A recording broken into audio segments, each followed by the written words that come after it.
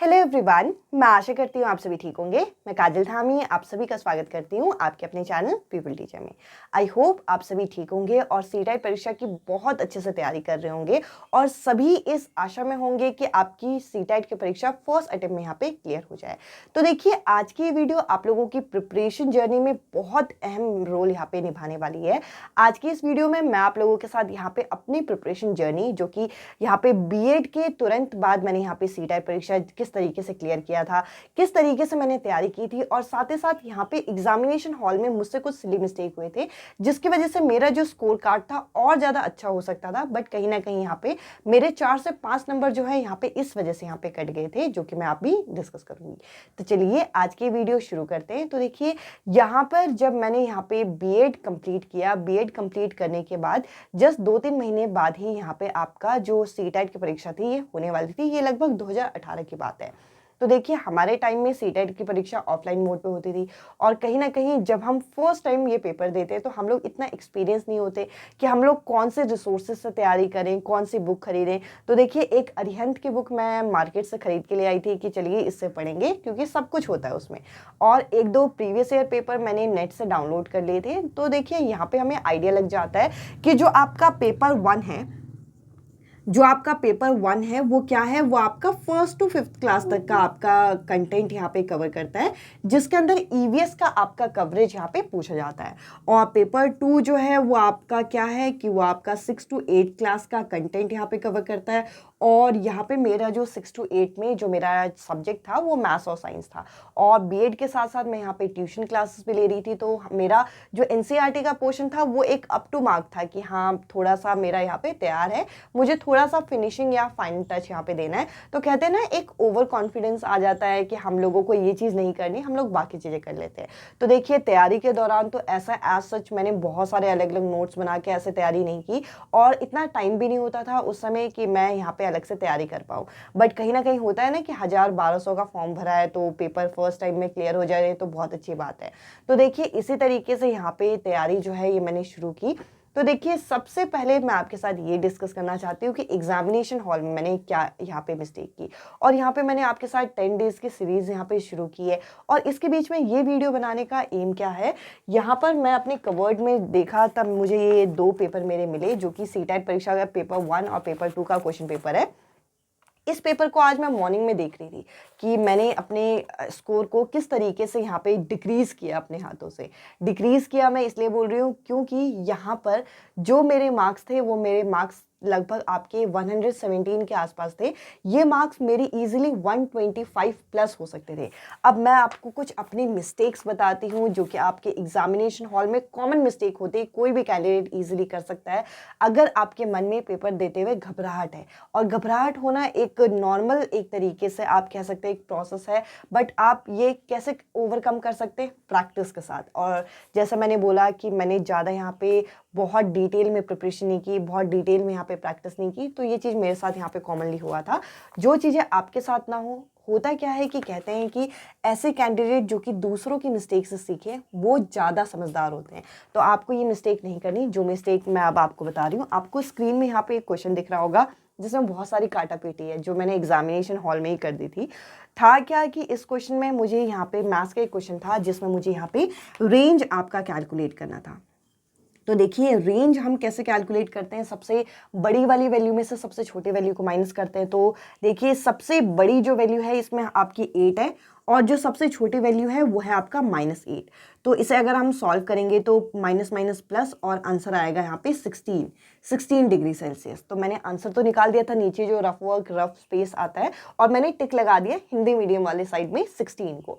और उसके बाद जब मैं दूसरा क्वेश्चन करने लगी तो मुझे लगा कि क्योंकि मेरा इंग्लिश मीडियम था तो मुझे लगा कि मैंने तो ये क्वेश्चन किया नहीं है, और जल्दबाजी में मैंने इस क्वेश्चन में आंसर टिक लगा दिया 10 डिग्री सेल्सियस को, बिना क्वेश्चन को मैंने डीपली पढ़े। अब मैंने उस समय रियलाइज नहीं किया कि इस क्वेश्चन को तो मैंने ऑलरेडी सॉल्व कर दिया और हिंदी मीडियम वाले साइड मैंने टिक लगा दिया। अब हुआ क्या कि मैंने ओएमआर शीट में जब यहाँ पे 10 डिग्री सेल्सियस यानी कि थर्ड ऑप्शन को जब मैंने यहाँ पे सर्कल किया, उसके जस्ट बाद ही कहते हैं ना, एग्जामिनेशन हॉल में हमारा माइंड भी जो है वो ब्लॉक हो जाता है, आते हुए क्वेश्चन गलत होने के चांस होते हैं। तो यही चीज़ मेरे साथ हुई। जैसे मैंने थर्ड वाले ऑप्शन को OMR शीट में यहाँ पे डार्क सर्कल किया, तब मुझे उसी समय एकदम से रियलाइज़ हुआ कि नहीं, इस क्वेश्चन का तो मैंने ऑप्शन यहाँ पे 16 डिग्री सेल्सियस पहले सॉल्व किया था, जस्ट मैंने नीचे सॉल्व कर रखा था।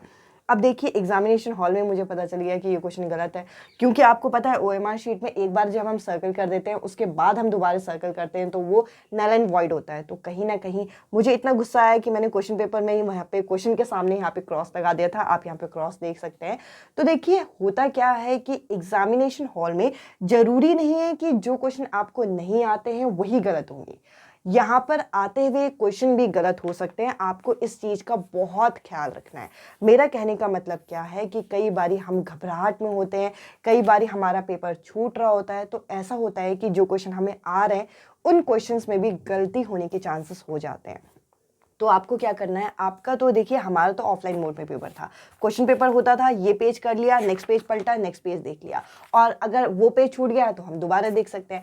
आपके सामने स्क्रीन में एक टाइम में एक क्वेश्चन आएगा, तो आपको क्या करना है कि आप जब किसी क्वेश्चन को करें फुल फोकस फुल कंसंट्रेशन के साथ करें, और उसके अलावा आप दूसरा इधर उधर मत सोचिए। आप अगर अगले क्वेश्चन पिछले क्वेश्चन के बारे में सोचेंगे तो जो क्वेश्चन आपकी स्क्रीन में दिख रहा है वो क्वेश्चन आपका गलत होने के चांस हो सकते हैं, जैसे कि मेरे साथ यहाँ पे हुआ था। और आपके स्क्रीन में तो एक टाइम में या तो इंग्लिश या तो हिंदी दिखेगा, आपको जो ऑप्शन है वो फ्लिप करने का चांस मिलेगा। ये बेनिफिट होता है। कहीं ना कहीं आपके माइंड में आ रहा होगा कि हमारे तो स्क्रीन में ये क्वेश्चन दिखेगा, आप लोगों के टाइम में ज़्यादा बेटर था जब आपने ऑफलाइन मोड पे पेपर दिया था। होता क्या है कि हर पेपर के अपने अपने एडवांटेज अपने अपने डिसएडवांटेज होते हैं। हमारे सामने हमें टिक लगाने के बाद OMR शीट को सर्कल करना था, उसमें टाइम हमारा अलग जाता था। आपका क्या है कि आप एक बार टिक करेंगे वो आपका आंसर वहाँ पे सेव हो जाएगा। तो देखिए हर पेपर का अपना अपना एडवांटेज अपना अपना डिसएडवांटेज होता है। ये मैंने एग्जामिनेशन हॉल में जो अपनी मिस्टेक यहाँ पे डिस्कस की, आप में से कई सारे कैंडिडेट के साथ ये पहले हो चुका होगा, जो कि कॉमनली मेरे साथ भी हुआ है। ये तो हो गई मेरे एग्जामिनेशन हॉल के अंदर जो मेरी मिस्टेक हुई थी, और ऐसे आप यकीन नहीं मानेंगे कि एक क्वेश्चन में नहीं 2 क्वेश्चन में हुआ था, जिसकी वजह से मैं घर में आके अपसेट हो गई थी। तो मेरे पेरेंट्स को लगा कि क्या पता ये एग्ज़ाम ही मैंने क्लियर नहीं किया, तो उन्होंने कहा कोई बात नहीं, नेक्स्ट टाइम देना। उस समय तो 6-6 महीने में पेपर होते थे, बट मेरा ये था कि एग्ज़ाम तो क्लियर हो जाएगा, बट मुझे आते हुए 2 क्वेश्चन गलत हो गए। और ये बहुत कॉमन है कि जो चीज़ आपको आती है अगर उसमें आपकी मिस्टेक हो जाए तो आपको ज़्यादा दुख होता है। जो चीज़ नहीं आ रही वो तो छोड़ो, वो तो हमने गेस ही कर लिया, तो कोई बात नहीं। अब देखिए मेरे साथ ये हुआ था कि इसके अलावा लास्ट में कुछ क्वेश्चन में मुझे यहाँ पे क्या हुआ कि जल्दी जल्दी पढ़ना पड़ा और पता नहीं चला कि उनके क्वेश्चंस के आंसर क्या है। यूजुअली दिक्कत यहाँ पे हुई टाइम मैनेजमेंट की, तो टाइम मैनेजमेंट भी आपको बहुत अच्छे से करना है। ऑनलाइन पेपर में तो साइड में घड़ी चल रही होगी तो बहुत धक धक होता है दिल, तो इस तरीके से आपको नहीं करना कि आप यहाँ पे टाइम मैनेज ना कर पाए। तो ये 2 चीज़ का आपको बहुत ध्यान रखना है। साथ ही साथ यहाँ पे प्रिपरेशन की अगर मैं बात करूँ तो यहाँ पर जब मैं बीएड जस्ट मैंने किया तो ये जो थियोरी होती है, पियाजे की थियोरी, वाइगॉट्स की, कोलबर्ग, कहीं ना कहीं फ्रेश माइंड में थी, और फ्रेश माइंड में होने की वजह से थियोरी तो पता थी बट क्वेश्चंस इतनी प्रैक्टिस नहीं किए थे। तो देखिए मैंने क्या किया कि लास्ट मोमेंट में मैंने सबसे पहले तो ये चीज़ सर्च की कि सीटेट की परीक्षा में इम्पॉर्टेंट टॉपिक क्या है। देखिए एनसीईआरटी तो इम्पॉर्टेंट है ही, बट एनसीईआरटी के अलावा क्या इम्पॉर्टेंट है। तब मुझे कुछ चीज़ें यहाँ पे पता चली जो कि मैं आपके लिए यहाँ पे लिख दे रही हूँ। सबसे पहले मुझे पता चला कि भाई कुछ टैग वर्ड होते हैं, टैग वर्ड से क्वेश्चन एलिमिनेशन में मदद मिलती है। टैग वर्ड पढ़े मैंने। इसके अलावा इम्पॉर्टेंट टॉपिक मैंने सर्च किए कि भाई क्या है ये इम्पॉर्टेंट टॉपिक, कि कौन से टॉपिक जो हैं जो पेपर में आएंगे ही आएंगे। तब मुझे 8 से 10 टॉपिक की कॉमन लिस्ट मिली, जिसमें आपके पियाजे की थियोरी पता चली, वाइगॉट्स्की की थियोरी पता चली, कोहलबर्ग की थियोरी पता चली, इसके अलावा LSRW लैंग्वेज स्किल पता चला, जो कि हिंदी और इंग्लिश दोनों में मुझे मदद कर रहा था। इंक्लूसिव एजुकेशन का कॉन्सेप्ट उसी समय नया आया था, इंक्लूसिव एजुकेशन का मुझे पता चला। इसके अलावा NCF पता चला, RTE पता चला, और साथ ही साथ CCE भी नया नया आया था, कंटिन्यूस कॉम्प्रिहेंसिव इवैल्यूएशन। ये कुछ ऐसे टॉपिक थे जिनके मैंने शॉर्ट नोट्स बना लिए। और अगर आप मेरे चैनल पे बने हुए हैं तो देखिए ये जो 10 डेज़ की मैंने जो आपकी प्रिपरेशन सीरीज़ आपकी स्टार्ट की है, सीटैट प्रिपरेशन इन 10 डेज़ करके, ये इसी पर ही आधारित है, इन सभी इंपॉर्टेंट टॉपिक पे। ताकि अगर आपने अभी तक अपनी तैयारी शुरू नहीं की या फिर अभी आप नए नए फेज़ में हैं, तो एटलीस्ट आपके ये पोर्शन तो तैयार हो जाए, ताकि मैं आपका यहाँ पर 150 में से 30 to 40 मार्क्स के लिए आप लोगों के प्रिपरेशन में मैं कंट्रीब्यूट कर पाऊँ, वो भी फ्री ऑफ कॉस्ट। इसके अलावा देखिए, अगर आप यहाँ पे 1-2 महीने से तैयारी कर रहे हैं तो ये टॉपिक तो आपने ऑलरेडी पढ़ लिया होगा, बट कहीं ना कहीं आपको ओवर कॉन्फिडेंट नहीं होना। आपको अपनी प्रिपरेशन के दौरान काम ईजी तरीके से क्वेश्चन सॉल्व करना है। और देखिए, ऑनलाइन एग्जाम में ना मैंने एक चीज़ बहुत यहाँ पे ये चीज़ गौर की है, और लास्ट ईयर के पेपर जब मैंने देखे ये चीज़ मैंने रियलाइज़ की। क्वेश्चन आप देखेंगे तो क्वेश्चन आपको यहाँ पे लेंदी मिलेंगे, ठीक है जी, और कुछ क्वेश्चन बहुत शॉर्ट मिलेंगे, कुछ क्वेश्चन बहुत ज़्यादा लेंदी और कुछ क्वेश्चन बहुत ज़्यादा शॉर्ट। जो क्वेश्चन बहुत ज़्यादा लेंदी है वो क्वेश्चन सही में बहुत ज़्यादा इजी है, ये चीज़ देखना आप। और जो क्वेश्चन शॉर्ट है उनमें यहाँ पे ट्रिक और ट्विस्ट डाल रखा है, यानी कि डायरेक्ट क्वेश्चन डायरेक्ट नहीं है और जो लेंदी क्वेश्चन है वो डिफिकल्ट नहीं है। इस चीज़ का आप माइंडसेट बना के चलो। और साथ ही साथ अगर आपका ऑनलाइन मोड पे पेपर है तो रीडिंग हैबिट बनाइए।